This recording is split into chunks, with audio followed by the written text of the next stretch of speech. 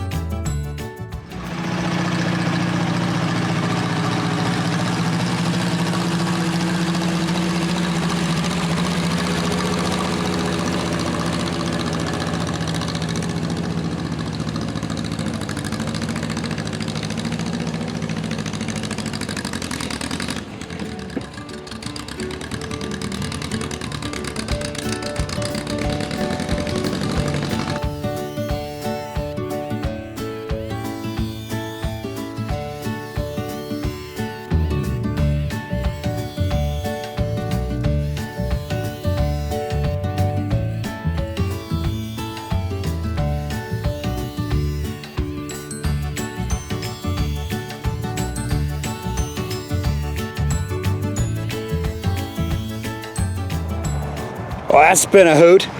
So what if it's a little underpowered? When it was sold to us, they said it had a bad motor. And it had spark plugs 2 and 3.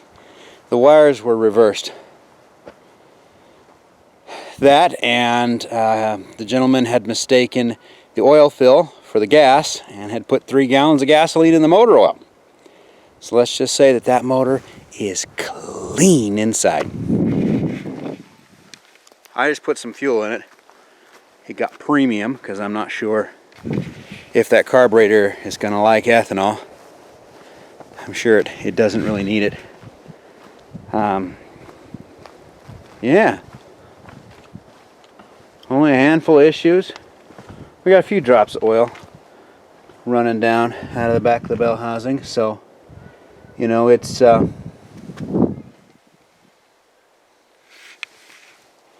a rear main leak of some sort. A little weeping around the throttle butterfly. Obviously the exhaust leaks like a sieve, but then that's probably why.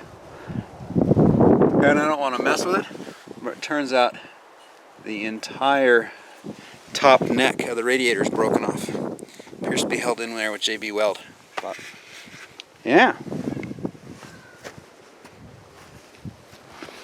You know, it's disappointing. We got a bunch of weeping out of this front seal right here, and that's one of the ones where we replaced the packings.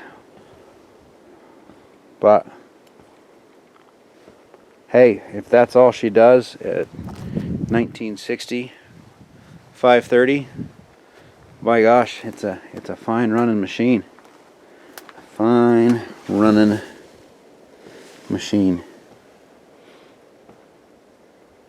A little weeping out of the power steering. You can probably do with some hoses.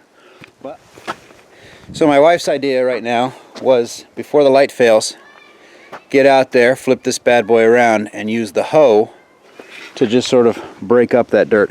And mostly as an excuse to use the hoe, because I have never used the hoe at all. Let's see, what did Dad and I rebuild? We rebuilt that one right there, and well, he did most of it. The two outriggers and that main lift one, the hardest one to get to, and the one that was leaking the most. Those are the ones we redid. We figured the rest of them we could get to them as needed. The main boom was so bad it would fall down, and you'd start dragging the bucket in like 15-20 minutes. So it was just too far. So let's get this thing back down there. Let's get it turned around, and let's find out how the hoe works, and see if I can make a fool of myself learning a 4-lever system.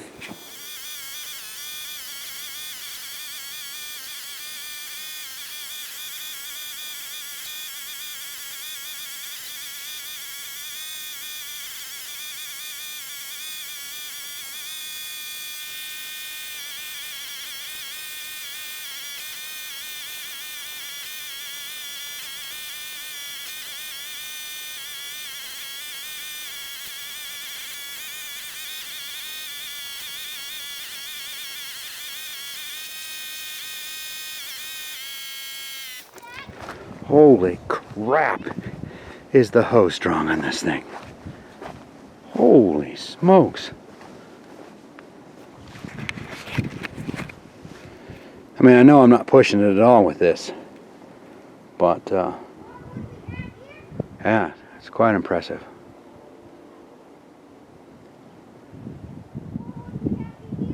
Can't tell which one's sinking right now. I think it's the dipper is sinking. That's fine. She ain't new, and it don't have to be perfect. But wow, I'm quite pleased. That was really cool.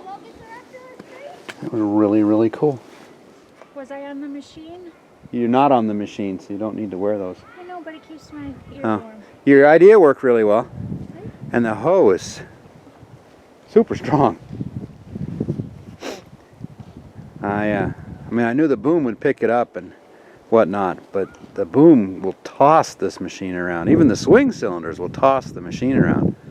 That thing? The swing, yeah. The hoe is quite a bit more power, which makes sense, but the hoe is quite a bit more of a machine than the loader is. Yeah. Well, it's 20 to 8. I'm going to take a few more of these scoops and then put it away for the night. Okay. All right? Where do you put it away? And it'll be the lawn later. I do want to figure out how to put that back together, because I want that stove. Yeah, I bumped it. I'd say several times. I think I bumped it twice or 3 times. Yeah, we'll shove the big rock back with the backhoe and restack the rest. Here's your opportunity to learn field stone stacking. Okay. You're welcome. Thank you. Yeah, I appreciate that. I bet. Well, we got quite a bit done today. That's a lot of lawn moved up there. Teaching me how to run the machine anyways. Swing is really touchy and the hoe is super powerful. That's nice. I picked up all of the neighbors' gift fruit trees and I'm going to stash them inside. I don't want to forget them there because it'd be out of sight, out of mind. But it's got all the hallmarks of a surprise wet freeze tonight. So I don't want to lose everything because it was such a nice gesture. So I'm going to get those picked up. I got a bunch of junk in the back of the truck. Going to pick up some horse poop and buckets tomorrow. I thought I'd have these things in the ground today, but I figure since Costco's still selling them, they're probably going to survive, and if we think we might get a cold nasty freeze, then we don't want to put them in the ground quite yet. But I'll get the holes, hopefully the ground cleared out and the holes dug, get some buckets of horse poop to give them a nice running start, and maybe we'll get them planted tomorrow. Well, it's been a bunch of days and a lot of work has gone on. So we've used the heck out of the machine and it runs so much better than it did in that video because now it actually has 4 cylinders, not 3 operating. She's gonna need a little more weight on the front end somehow. That hoe I think is just huge. So I don't know. This is what Dad came up with, another 100 pounds there, and maybe I could put 2 off here and 2 off here and 2 off here, get that weight farther forward. I could maybe hang them off the skid plate of the front axle too. That's an idea. Yeah, we're oozing and dripping, but it's also really, really old, so whatever. We got this whole pile moved, which is nice. I went a lot faster with 4 cylinders than it did with 3. I don't know, 20-25 yards of material, maybe 30 yards of material there. That's, in theory, gonna be lawn someday. This is where it all came from. Well, plus that. So, yeah, I don't know. It was probably 40 yards of material by the time it's all done. This has kind of been sculpted a little bit. And you can see the holes dug for the trees. It's going to be a cherry. We've already got 1 cherry in the ground. This was a welcome gift from our neighbors. They got us an apple, a cherry, and a peach because they knew I was going to plant. So there's the peach over there. There's the apple right there. So the apples will be in that row. 4 apple trees in a row. There'll be 3 cherry trees in a row. We'll put the apricots on either side of the plum or apricots on either side of the peach rather, and put the plums down below. Got a bunch of stuff picked up. That pile's burning. I brought the tractor down on the other side of the road and I crushed and shoved and stacked and crushed and shoved and stacked all that material just like I said I was gonna, and it made a big difference. Really crushed it down nice, shoved it back in there, and we moved the bridge. You can't see it, but we put the bridge over the stream, which was just it was the big slab of rock that used to be sitting right over there. So that's what we got done. I'm sorry I can't. I do it all myself, you know. Almost all the work and all the editing and uploading, so I just couldn't keep up. So I didn't bother trying. Really, really, really soon the guy is supposed to come in and start on the septic. I kind of wish now that I just do it myself, but because it's $6 grand. It is a gravity injection system, so the tank flushes like a toilet tank. It's going to sit way up there, and then it'll be the injection field down here, and there's just barely enough room to get it in. And the inspector didn't like it down here. He didn't really care for it at all. But he agreed to put it down here when he found out who I was putting it in. Of course, he was there because he was doing the perk tests, and he's got a reputation for getting them into hard locations. So I guess that's what I'm paying for, is I'm paying for his reputation. And we got a bunch more dirt right there. You can really see what got piled on top of. You can see the topsoil there, especially under this pine tree. But I figured there'd be enough room even after that tree is growing for me to get in here and get that dirt out of there. I just had to have enough room. And it was nice to play with the machine since I'd never run it before. So that's what we've been up to. And as always, it is another beautiful day.